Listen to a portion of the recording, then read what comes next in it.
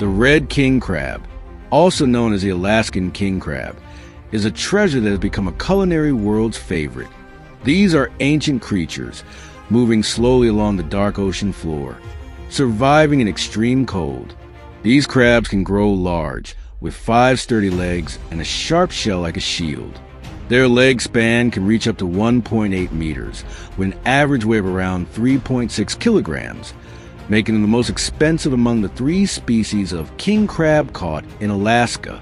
What makes the Alaskan king crab special is not just its massive size, but also its sweet, tender, and dense meat. Its texture is a favorite in 5-star restaurants. This is why the global market never stops craving these crabs. In Tokyo, a single whole king crab leg can sell for more than $660. Meanwhile, in the United States, a full king crab meal for a family can cost anywhere from $300 to $1,000. The high price of Alaskan king crab is not just because of its exquisite taste or impressive size. It is also because these crabs can only be caught in a short period in extremely challenging conditions, where crews risk their lives to bring them to the world's dining tables. Alaskan king crabs live in deep, cold waters, preferring extreme temperatures between -1 to 4 degrees Celsius at depths of 100 to 400 meters, and sometimes even deeper. In the Bering Sea, they prefer sandy or muddy areas, where they can slowly move and dig to hide. They migrate seasonally. As winter approaches, they move to deeper waters. When summer comes, some of them move to shallower areas to spawn. This migration is a crucial moment, which is exactly when fishermen take their chances.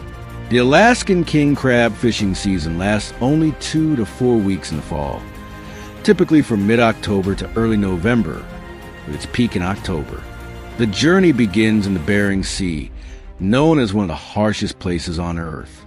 Here, winds can reach over 60 knots, with waves as high as 15 to 50 feet. The Bering Sea, the natural border between Russia and Alaska, shows its brutal face almost all year round. During the fall, water temperatures can drop drastically, nearing freezing points. The harsh winds create waves that not only slam into the hull of the ships, but also test the spirit of anyone who dares to face them.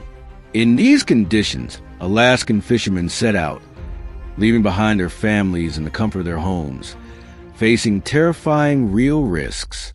Some of them never return home. Their names are sometimes honored on new ships or simply remembered during annual gatherings of crews. Statistics show that this place has a death rate of 300 per 100,000 workers per year, with one fisherman dying almost every week, and nearly every crew member experiencing injuries. Even with protective suits and training, extreme weather and sub-zero temperatures continue to pose deadly risks. Many ships lose their crew members.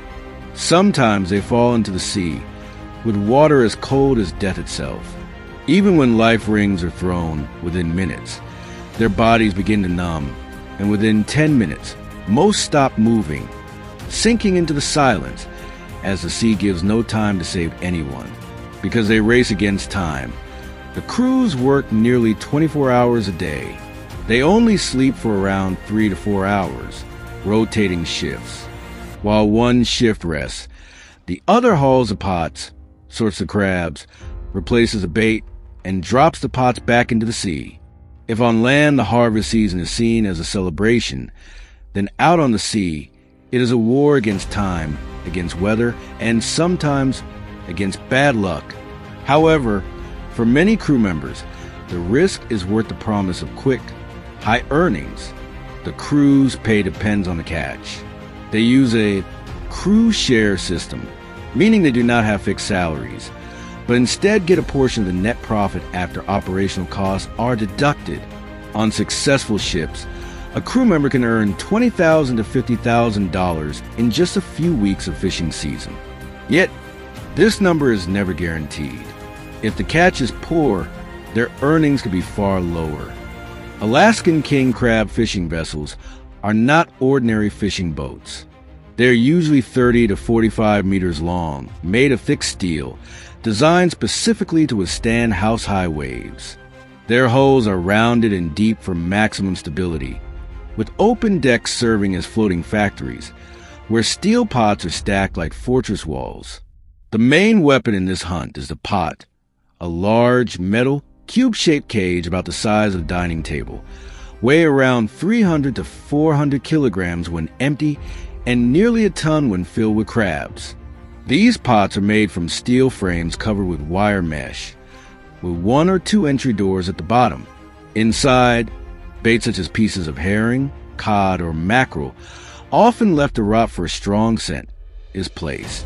Each pot is tied with hundreds of meters of rope, with a brightly colored buoy, a flag marker, and the ship's identification number at the end. One vessel can carry 100 to 300 pots on a single trip. Each pot has an identity, and losing even one can mean thousands of dollars in losses. When the pots are dropped to the sea floor at depths of around 150 to 400 meters, the crabs crawl inside, attracted by the scent of the bait. Pulling the pots from the deep sea is not a job for human hands alone. A pot filled with crabs can weigh between 700 to 1,000 kilograms. The vessels are equipped with hydraulic cranes and large winches powered by high-pressure engines. Every year, the Alaska Department of Fish and Game, together with scientists and federal authorities, sets the fishing season for each crab species.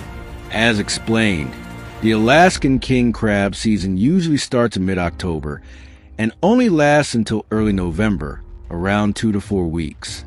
This short window is not just due to equipment or weather limitations, but also to protect the crab population. If crabs are caught out of season, during their spawning or migration, the next year's population could collapse. This short window is the only chance for hundreds of ships to set sail. Alaskan king crabs have a slow reproductive cycle. The females spawn only once a year, producing around 100,000 eggs, but only a small fraction of those will survive. The tiny, transparent larvae float along ocean currents, becoming planktonic food for many other species. Only the strongest and luckiest will survive, shedding their shells multiple times, and eventually maturing after 4 to 6 years. This is why Alaskan king crab populations are very sensitive. Overfishing can destroy future generations. Because of this, only adult male crabs are allowed to be harvested. Female crabs and small males must be returned to the sea alive, a strict rule enforced with severe penalties by the authorities in Alaska. But beyond the numbers, beyond the taste, and beyond the price tags and luxury restaurants, every piece of Alaskan king crab served on a plate carries stories of resilience, struggle, and the harsh dance between humankind and nature.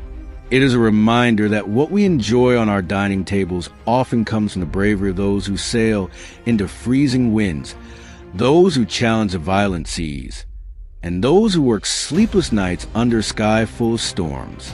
The Alaskan king crab is not just food. It is a testament to human courage and the power of nature's bounty, reminding us that every bite has a story of the cold, the waves, the courage, and the silent promise of the sea that continues to shape the spirit of those who harvest its treasures.